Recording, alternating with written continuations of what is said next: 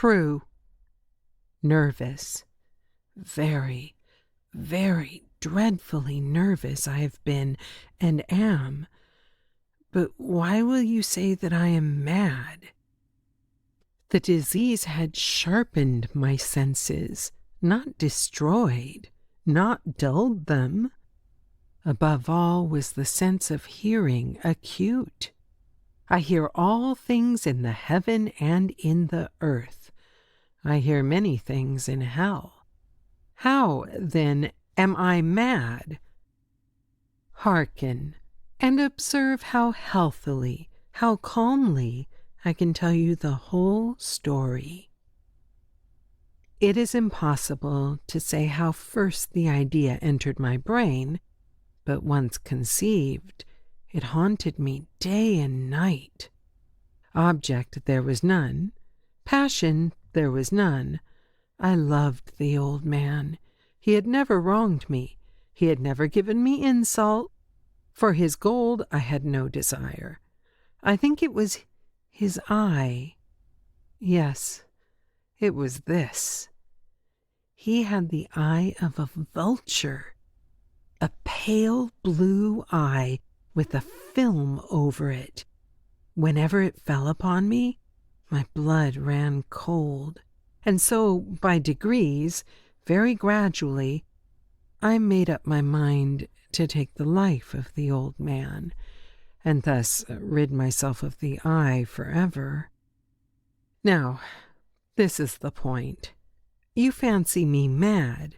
Madmen know nothing. But you should have seen me. You should have seen how wisely I proceeded, with what caution, with what foresight, with what dissimulation I went to work. I was never kinder to the old man than during the whole week before I killed him. And every night, about midnight, I turned the latch of his door and opened it, oh, so gently. And then, when I had made an opening sufficient for my head, I put in a dark lantern, all closed so that no light shone out, and then I thrust in my head. Oh, you would have laughed to see how cunningly I thrust it in. I moved it slowly, very, very slowly, so that I might not disturb the old man's sleep. It took me an hour to place my whole head within the opening, so far that I could see him as he lay upon his bed. Ha! Would a madman have been so wise as this? And then, when my head was well in the room, I undid the lantern, cautiously, oh, so cautiously, for the hinges creaked. I undid it just so much that a single thin ray fell upon the vulture eye.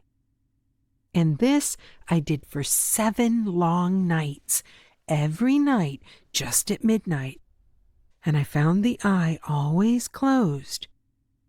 And so it was impossible to do the work, for it was not the old man who vexed me, but his evil eye.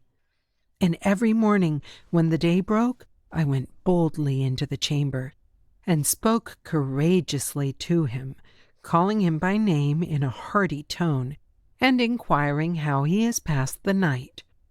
So, you see, he would have been a very profound old man indeed to suspect that every night, just at 12, I looked in upon him while he slept. Upon the 8th night, I was more than usually cautious in opening the door.